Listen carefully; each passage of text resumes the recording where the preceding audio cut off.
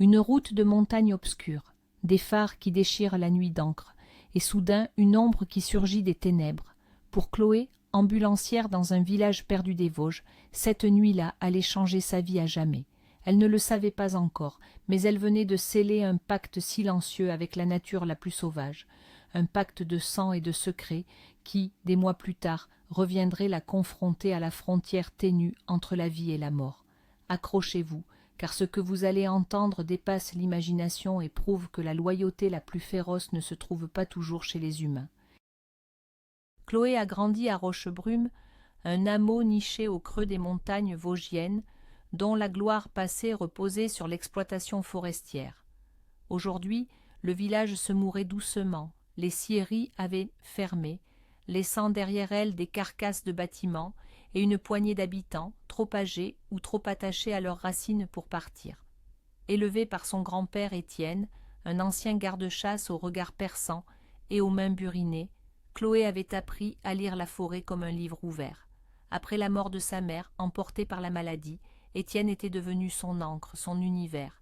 Il lui avait enseigné le nom des arbres, le cri des oiseaux et, surtout, le respect de l'équilibre fragile de la nature. Cet héritage coulait dans ses veines, plus fort que le sang. Devenue ambulancière, elle sillonnait les routes sinueuses pour secourir les âmes isolées de la région, un travail qui la confrontait chaque jour à la fragilité de l'existence. Mais une menace plus insidieuse pesait sur sa tranquillité. Julien, le fils du maire, un jeune homme arrogant qui considérait le village et ses habitants comme sa propriété et qui avait décidé que Chloé lui appartenait. La pluie fine et glaciale s'écrasait contre le pare-brise de l'ambulance. Le véhicule utilitaire filait sur l'asphalte détrempé de la route départementale, une cicatrice sombre au milieu des sapins immenses. Chloé était assise sur le siège passager, les yeux perdus dans la danse hypnotique des essuie-glaces. À côté d'elle, Léo, son collègue, restait concentré sur la conduite, les mains agrippées au volant. Il rentrait d'une intervention à l'autre bout du canton, un malaise cardiaque chez un vieil agriculteur, une nuit ordinaire, rythmée par la fatigue et l'odeur de désinfectant. La radio crépitait doucement, diffusant une vieille chanson française qui se perdait dans le bruit du moteur. La forêt, dense et impénétrable, les enveloppait de son silence pesant. Chaque virage révélait un nouveau mur de noirceur, à peine percé par le faisceau tremblant des phares.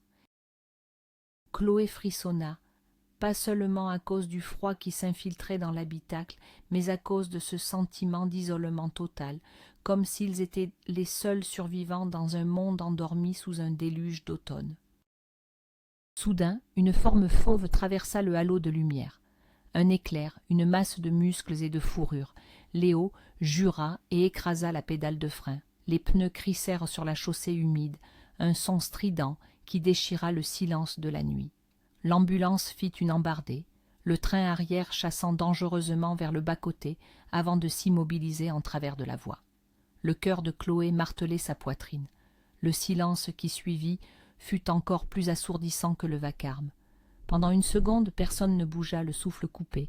« C'était quoi ça? Un chevreuil » murmura Léo, la voix rauque. Chloé ne répondit pas. Elle avait déjà débouclé sa ceinture de sécurité et ouvert la portière. L'air froid et humide la saisit. « Chloé, attends, reste ici, c'est trop dangereux » lança Léo. Mais elle n'écoutait déjà plus. Poussée par une intuition, une force qu'elle ne s'expliquait pas, elle s'avança dans la lueur des phares, le bruit de ses pas sur le bitume mouillé semblant résonner dans toute la vallée. Là, étendue sur la route, gisait la créature. Ce n'était pas un chevreuil, c'était un lynx, une femelle magnifique, à la robe tachetée et au pinceau de poils noirs au bout des oreilles, un animal fantomatique, presque mythique dans ces forêts, que même son grand-père n'avait aperçu que quelques fois dans sa vie. L'un de ses flancs était ensanglanté, une large plaie sombre témoignait de la violence du choc. Sa respiration était faible, saccadée, et une buée s'échappait de son museau à chaque expiration douloureuse. Chloé s'agenouilla lentement, ignorant les protestations de Léo qui la rejoignait. Elle vit alors que le ventre de l'animal était anormalement gonflé, tendu. Elle portait des petits. La détresse dans les yeux dorés du lynx était presque humaine, un mélange de peur, de douleur et d'une résignation tragique. L'animal ne cherchait même pas à se défendre. Il semblait savoir que sa fin était proche et que toute lutte était vaine. Chloé sentit les larmes lui monter aux yeux, une colère sourde grondant en elle face à cette injustice. « On ne peut rien faire, Chloé, il faut partir, » dit Léo d'une voix douce mais ferme, posant une main sur son épaule. « Elle est condamnée. On doit appeler l'office de la biodiversité et les laisser gérer. » Mais Chloé secoua la tête. Elle voyait les spasmes qui parcouraient le corps de la bête, les contractions involontaires de son abdomen. « Elle va mettre bas, Léo, maintenant. » Le lynx poussa un faible grognement, un son rauque qui venait du plus profond de ses entrailles. Son regard croisa celui de Chloé, et en cet instant, la jeune femme sentit une connexion, une supplique silencieuse. C'était comme si l'animal lui demandait de l'aide, non pas pour elle-même, mais pour la vie qu'elle portait. C'était insensé, irrationnel, mais Chloé ne pouvait l'ignorer.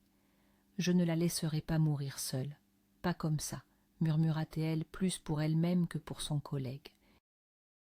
Elle retourna à l'ambulance, fouilla dans la trousse de premiers secours et en sortit des gants stériles et des couvertures. Sous la lumière crue des phares, au milieu de cette route déserte, Chloé devint la sage-femme d'un animal sauvage. Guidée par son instinct et ses connaissances médicales de base, elle parlait doucement à la femelle lynx, d'une voix apaisante, comme elle le faisait avec les patients paniqués. « Allez, ma belle, courage, je suis là, je vais t'aider. » La bête semblait comprendre, ou peut-être était-elle simplement trop faible pour protester. Son corps fut secoué par une violente contraction. Chloé vit une petite forme sombre apparaître.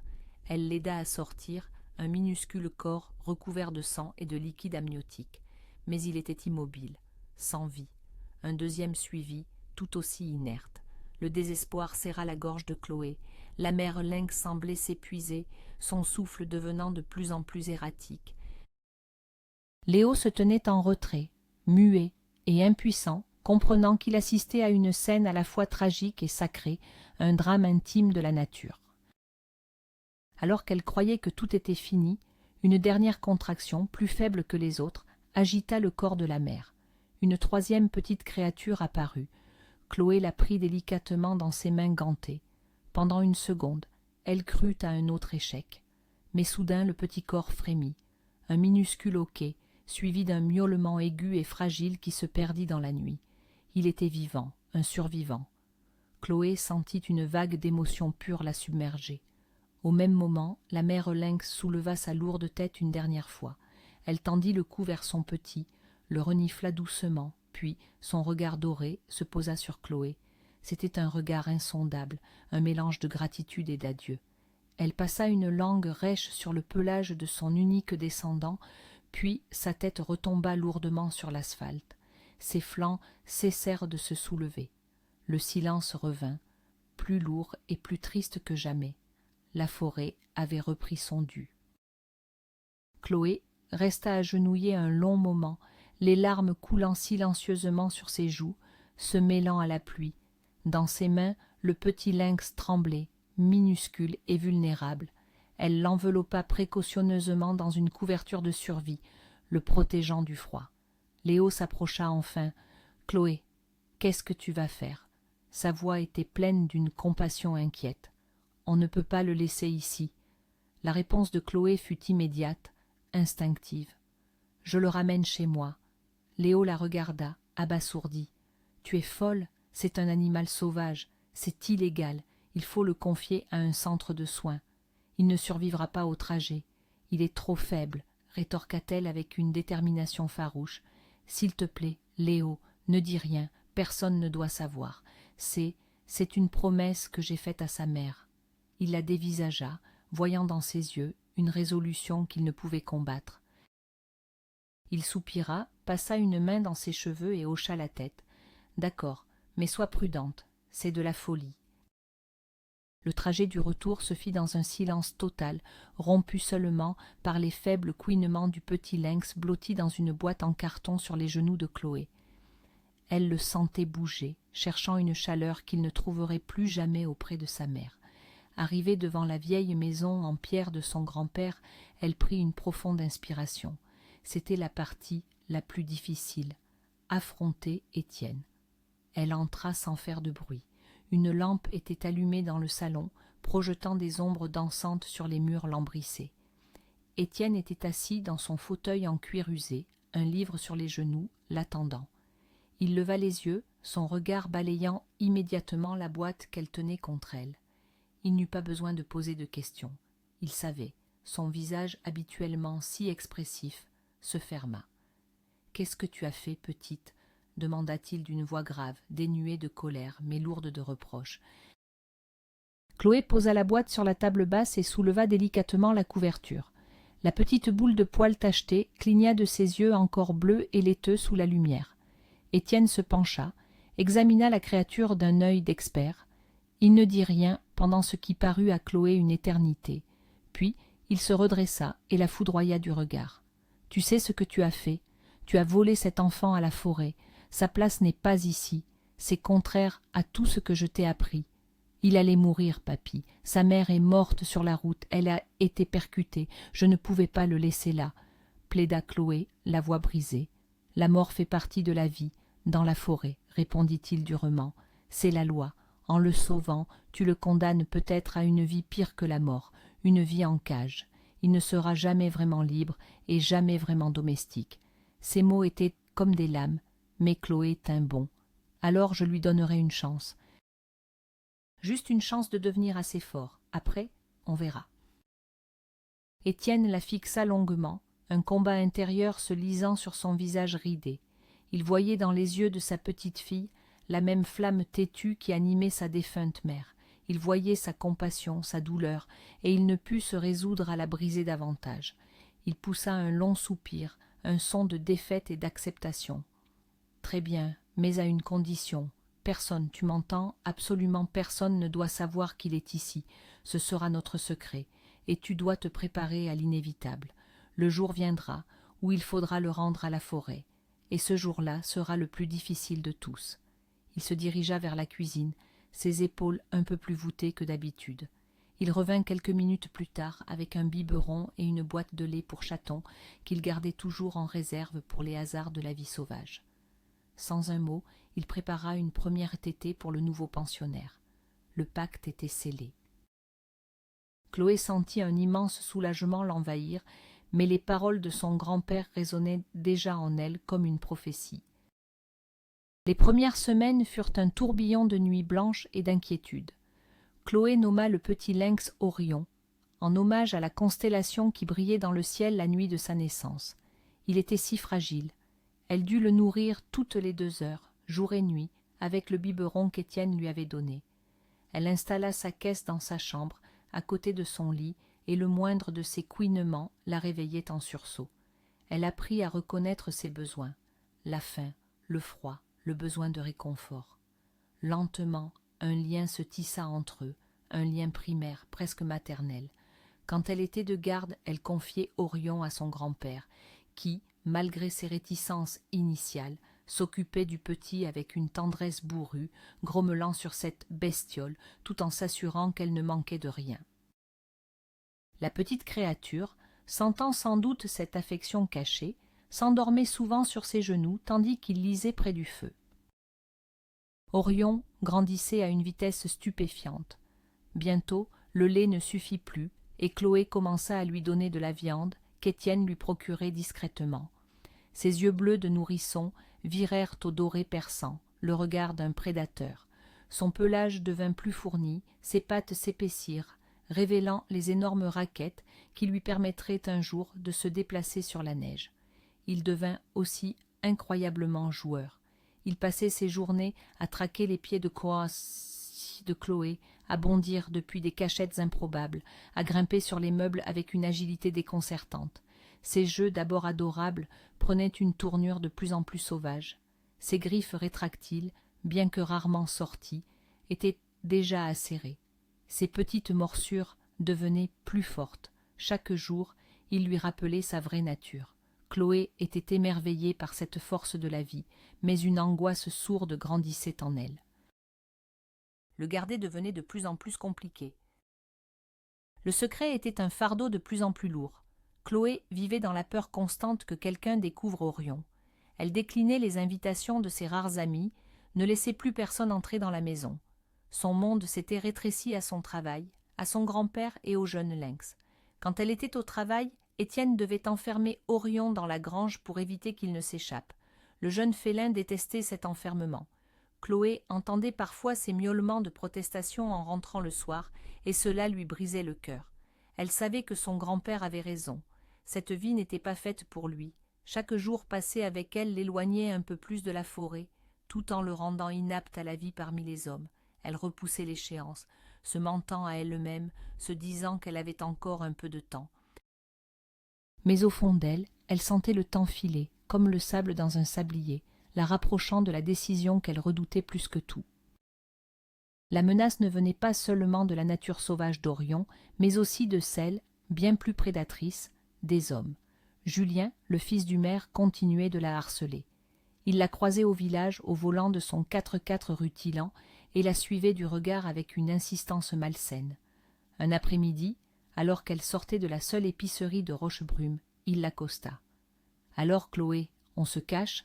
Ça fait longtemps qu'on ne t'a pas vue aux fêtes du village. » Sa voix était mielleuse, mais ses yeux disaient autre chose. « Je travaille beaucoup, Julien, » répondit-elle froidement, tentant de le contourner. Il lui barra le passage. « Tu travailles trop. Une jolie fille comme toi devrait s'amuser. Avec moi, par exemple. » Il s'approcha, son odeur d'eau de Cologne bon marché l'agressa. « Laisse-moi tranquille, » dit-elle fermement, le repoussant.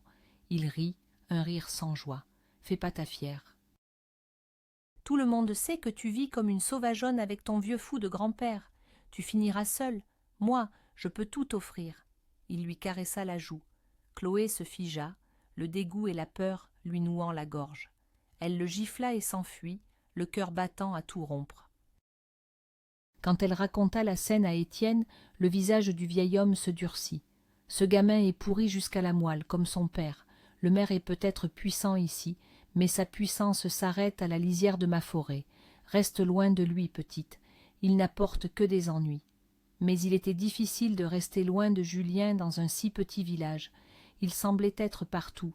Chloé sentait son regard sur elle en permanence, possessif et menaçant. Elle commença à avoir peur de sortir seule. Sa maison, autrefois un refuge, lui paraissait soudain vulnérable. Le secret d'Orion ajoutait une couche de terreur à son anxiété. Que se passerait-il si Julien découvrait l'existence du lynx? Il n'hésiterait pas à s'en servir contre elle, pour la faire chanter ou simplement par pure cruauté. La forêt qui l'avait toujours réconforté devenait une source d'angoisse, ses ombres semblant abriter non plus des créatures sauvages, mais la malveillance d'un seul homme. Quelques jours plus tard, Julien l'appela. Son numéro s'afficha sur son téléphone, et elle eut un mouvement de recul. Elle faillit ne pas répondre, mais une voix intérieure lui dit qu'ignorer le problème ne le ferait pas disparaître. Elle décrocha. « Qu'est-ce que tu veux ?» Sa voix était plus tremblante qu'elle ne l'aurait voulu. À l'autre bout du fil, le ton de Julien était faussement contrit. « Écoute, Chloé, je suis désolé pour l'autre jour. J'ai été un con. Je voudrais m'excuser en personne. Rejoins-moi ce soir près du vieux chêne dans la clairière, juste 5 minutes pour qu'on puisse parler, s'il te plaît. » Chloé hésita. Une partie d'elle se méfiait, sentant le piège, mais une autre, naïve peut-être, voulait croire qu'il était sincère, qu'elle pouvait mettre un terme à cette situation une bonne fois pour toutes en acceptant de lui parler. Elle voulait retrouver sa tranquillité. D'accord, 5 minutes. Pas plus, accepta-t-elle finalement, une décision qu'elle allait regretter amèrement. Le soir venu, elle se gara un peu avant la clairière, comme convenu. Elle laissa un message à son grand-père, lui disant qu'elle allait faire une petite promenade pour se changer les idées. Un mensonge pour ne pas l'inquiéter. Avant de partir, elle était allée voir Orion, qui était maintenant presque aussi grand qu'un labrador. Il s'était frotté contre ses jambes, ronronnant bruyamment. Elle avait caressé sa fourrure épaisse, le cœur serré, et avait vérifié 2 fois le loquet de la grange. La clairière était baignée dans la lumière bleutée du crépuscule. Les arbres formaient un cercle silencieux autour de l'herbe humide. Julien était là, adossé au tronc massif du vieux chêne. Il n'était pas seul. 2 de ses amis, des brutes locales que Chloé connaissait de vue, étaient avec lui.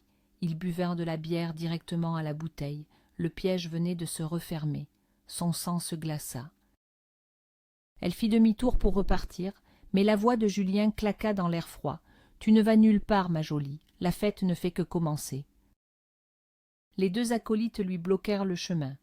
La peur, froide et paralysante, s'empara de Chloé. Julien s'approcha, son sourire était carnassier. L'odeur d'alcool était forte. « Tu pensais vraiment que tu pouvais me gifler et t'en tirer comme ça? Personne ne me manque de respect. Personne. Surtout pas une petite garce comme toi. Je vais t'apprendre les bonnes manières. » Il la saisit brutalement par le bras, sa poigne était de fer. Chloé se débattit, griffa, cria, mais c'était inutile. Ils étaient trop forts. L'un d'eux lui attrapa les jambes et la projeta au sol. Le choc lui coupa le souffle. L'herbe mouillée et la terre froide s'infiltrèrent dans ses vêtements. Elle voyait le ciel s'assombrir au-dessus d'elle, les visages ricanants de ses agresseurs se penchant sur elle. La terreur pure la submergea. Elle hurla, un cri de désespoir total, un son qui semblait être avalé par la forêt indifférente. Alors que Julien se jetait sur elle, un son déchira l'air. Ce n'était pas un cri d'animal qu'elle connaissait, c'était un feulement guttural, un grondement de haine pure qui fit vibrer le sol. Un éclair de fourrure tachetée jaillit des fourrés. C'était une vision irréelle, fantasmagorique. Une masse de muscles et de fureur, les babines retroussées sur des crocs longs comme des poignards, les yeux dorés brillant d'une lueur meurtrière. Orion. Il avait dû réussir à forcer le vieux loquet de la grange. Poussé par un instinct protecteur, il l'avait suivi. Les deux amis de Julien restèrent figés par la stupeur et la peur. Le lynx, ignorant les deux hommes, bondit directement sur la menace principale, sur celui qui faisait du mal à Chloé. Il percuta Julien avec la force d'un bélier, le projetant sur le côté. Un cri de douleur et de surprise remplaça le ricanement du jeune homme. La scène qui suivit fut un chaos de violence primitive. Orion était une tornade de griffes et de dents. Il ne cherchait pas à tuer, mais à neutraliser, à faire mal. Il lacéra le bras de Julien, puis sa jambe, ses mouvements étant d'une rapidité foudroyante. Le jeune homme hurlait, tentant de repousser la bête, mais il était impuissant. Ses deux amis, sortis de leur torpeur, s'enfuirent en courant comme des lâches, abandonnant leur chef à son sort. Chloé, encore sonnée, se releva sur les coudes. Elle vit Julien ramper au sol, le visage déformé par la terreur, essayant d'échapper à la furie du lynx. « Orion, non, assez !» cria-t-elle. À sa voix, l'animal s'arrêta instantanément. Il se tourna vers elle, le poitrail soulevé par une respiration haletante, du sang sur son museau. Il se plaça entre elle et Julien comme un bouclier et gronda sourdement. Profitant de cette diversion, Julien se releva en boitant et s'enfuit dans la forêt, hurlant des menaces de vengeance. Orion s'approcha de Chloé et toute sa férocité disparut. Il redevint le petit qu'elle avait élevé. Il frotta sa tête contre sa main, ronronnant si fort que tout son corps vibrait. Il lécha les larmes sur ses joues avec sa langue rêche. Chloé le serra dans ses bras, tremblant de tout son corps, sous le choc de l'agression et de l'intervention miraculeuse de son protecteur. Elle était sauve, mais elle savait que rien ne serait plus jamais comme avant. Le secret était éventé. La vengeance de Julien et de son père allait être terrible. En la sauvant, Orion venait de signer sa propre condamnation. La prophétie de son grand-père était sur le point de se réaliser. La forêt était venue la sauver, mais elle allait bientôt exiger son dû en retour. La nuit était maintenant complète, et pour Chloé, elle n'avait jamais semblé aussi sombre et pleine de présages. Le lendemain matin, la foudre s'abattit sur leur foyer. Le maire débarqua, flanqué de 2 gendarmes. Son visage était un masque de fureur contenue. Celui de Julien, en arrière-plan, était un mélange de haine et de satisfaction triomphante. Il boitait bas, le bras en écharpe. « Étienne !» tonna le maire. « Je sais que ta petite-fille cache une bête féroce, un monstre qui a attaqué mon fils. C'est un animal dangereux, détenu illégalement. Je veux qu'on le saisisse et qu'on l'euthanasie sur le champ. » Chloé, le cœur glacé, essaya de protester, de raconter la vérité sur l'agression, mais personne ne l'écoutait. La parole du fils du maire contre la sienne. Le combat était perdu d'avance. Les gendarmes, mal à l'aise, expliquèrent que la loi était la loi. La détention d'un animal sauvage protégé était un délit grave. Il n'avait pas le choix. Il devait récupérer l'animal. Étienne, d'un calme olympien, se posta devant la porte. « Vous n'entrerez pas. L'animal n'est plus là. » Le maire ricana. « Tu nous prends pour des imbéciles ?» Étienne le dévisagea. Son regard était si intense que le maire recula d'un pas. « La seule bête féroce que je vois ici, c'est ton fils. S'il arrive quoi que ce soit à ma petite-fille, sache que les lois de la forêt sont plus anciennes que les tiennes, et bien plus impitoyables. » Le ton était si glacial que le silence se fit. Finalement, l'un des gendarmes, plus conciliant, intervint.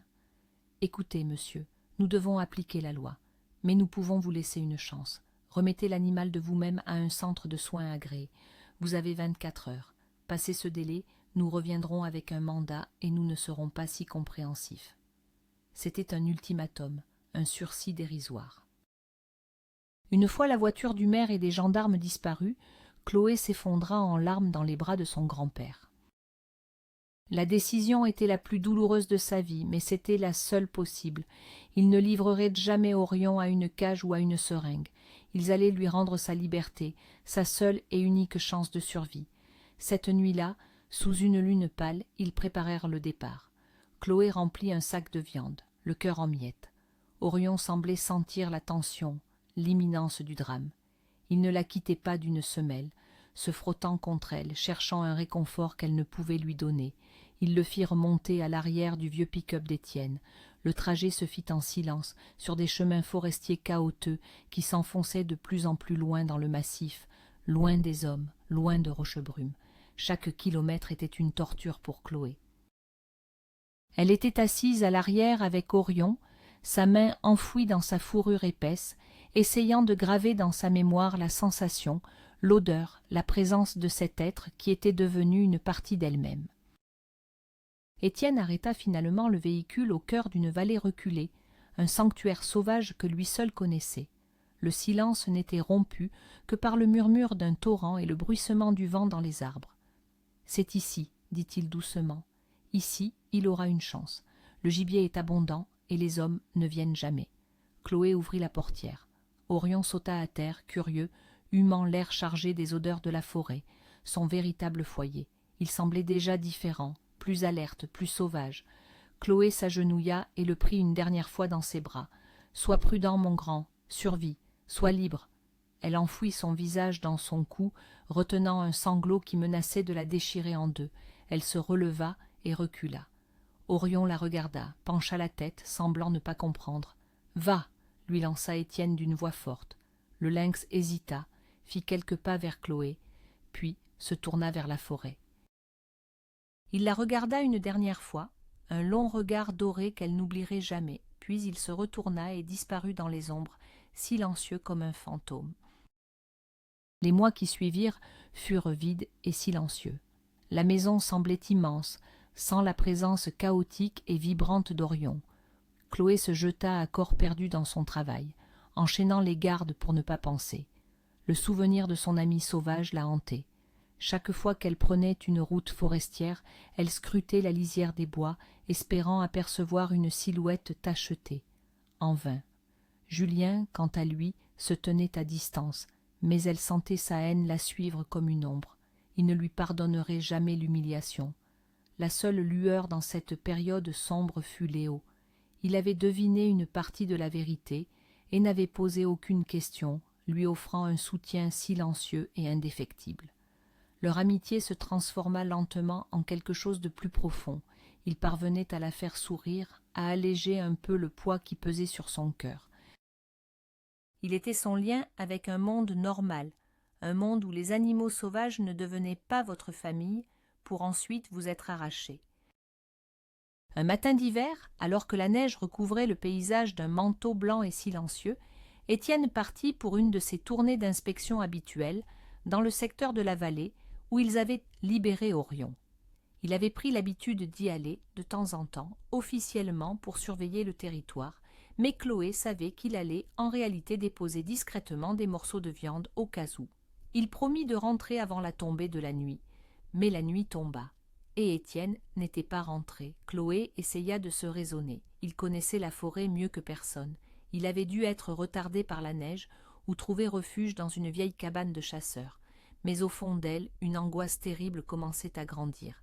Elle l'appela sur son talkie-walkie, encore et encore. Seul le grésillement de l'appareil lui répondit. La nuit s'épaissit, la neige se remit à tomber, et la peur de Chloé se mua en certitude. Quelque chose de grave était arrivé. Au petit matin, incapable de tenir plus longtemps, elle appela Léo. Sa voix était paniquée. « Léo, c'est mon grand-père. Il n'est pas rentré de sa tournée. Il est parti hier matin vers la vallée de la Louve, et je n'ai aucune nouvelle. » Léo ne perdit pas une seconde. « N'appelle pas les gendarmes tout de suite, ça va prendre des heures à s'organiser. Je prends le 4x4 de service. J'arrive te chercher dans 20 minutes. On ira voir nous-mêmes. » Quand il arriva, Chloé était prête, vêtue de vêtements chauds, un fusil de chasse de son grand-père à la main. Elle ne savait pas pourquoi, mais son instinct lui disait que le danger qui avait rattrapé Étienne n'était pas un accident. Ils prirent la route, le véhicule tout-terrain peinant dans la neige fraîche. Le silence dans l'habitacle était lourd, chargé d'appréhension. Chloé scrutait la forêt, priant pour voir la silhouette familière de son grand-père marchant sur le bord de la route, mais il n'y avait rien, rien que des arbres nus et un silence de mort. Après une heure de route difficile, ils trouvèrent le vieux pick-up d'Étienne, garé sur le bas-côté, à moitié recouvert de neige. Les traces de pas de son grand-père s'éloignaient du véhicule pour s'enfoncer dans la forêt. Mais elle n'était pas seule. D'autres traces, plus larges, celles de pneus de quad ou d'un autre véhicule tout-terrain, étaient visibles à proximité. Et quelque chose clochait. Des branches basses étaient cassées, comme si un véhicule était passé en force. « Qu'est-ce qui se passe ici ?» murmura Léo. « Le braconnage, » répondit Chloé, la gorge sèche. « C'est la saison. Mon grand-père les surveillait de près. Et il y a aussi les coupes de bois illégales. Il a dû tomber sur quelque chose qu'il n'aurait pas dû voir. » La peur pour son grand-père se mêlait maintenant à une colère froide. Ils décidèrent de laisser leur véhicule et de suivre les traces à pied, Léo armé de sa propre carabine. La forêt semblait soudain hostile, chaque craquement de branches sous leurs pieds résonnant comme une menace. Après une longue marche, un son faible et intermittent leur parvint, le bruit d'une tronçonneuse. Guidés par le vacarme, ils arrivèrent en vue d'une clairière dissimulée au cœur de la forêt. Le spectacle qui s'offrit à eux leur glaça le sang. C'était un campement de fortune, des braconniers, mais aussi des bûcherons clandestins. Au milieu du camp, donnant des ordres, se tenait Julien, et attaché à un arbre, bâillonné, le visage tuméfié, se trouvait Étienne. Il l'avait attrapé. Le cœur de Chloé manqua un battement. Avant qu'ils aient pu esquisser un plan, un guetteur les repéra. En quelques secondes, ils furent encerclés, désarmés. Julien s'approcha, un sourire cruel sur le visage. « Quelle belle réunion de famille! Tu vois, Chloé, je t'avais dit que je me vengerais. Ton grand-père a mis son nez là où il ne fallait pas. Et toi, tu viens de signer ton arrêt de mort et le sien. » Alors qu'il levait son fusil vers Étienne, un grondement sourd, venu des profondeurs de la forêt, fit trembler l'air. Un fantôme de fourrure et de fureur jaillit des arbres. Orion, adulte, magnifique et mortel. La panique s'empara des hommes. Dans la confusion, Léo et Chloé se jetèrent sur les braconniers. Orion, lui, ne visait qu'un seul homme. Il bondit sur Julien, le clouant au sol, non pas pour le tuer, mais pour le soumettre. Un avertissement terrible dans ses yeux dorés. La bataille fut brève. Les malfrats furent maîtrisés. Quand les gendarmes, alertés par un signal de détresse que Léo avait réussi à envoyer, arrivèrent, ils n'eurent qu'à cueillir les criminels. Orion, son devoir accompli, échangea un dernier regard avec Chloé, un regard de loyauté éternelle, avant de s'évanouir à nouveau dans la forêt, son royaume. Julien et son père furent condamnés, leur réseau démantelé. Chloé et Léo, unis par l'épreuve, commencèrent une nouvelle vie ensemble. Et Étienne, guéri, continua de se rendre dans la vallée, non plus par inquiétude, mais pour laisser, au pied d'un vieux chêne, une offrande silencieuse à l'ange gardien de la forêt, le roi silencieux de Rochebrume. Merci de nous avoir écoutés jusqu'au bout. Si cette histoire vous a touché, N'hésitez pas à laisser un pouce bleu, à vous abonner et à partager. Et vous, avez-vous déjà ressenti un lien si fort avec un animal? Racontez-nous votre histoire dans les commentaires.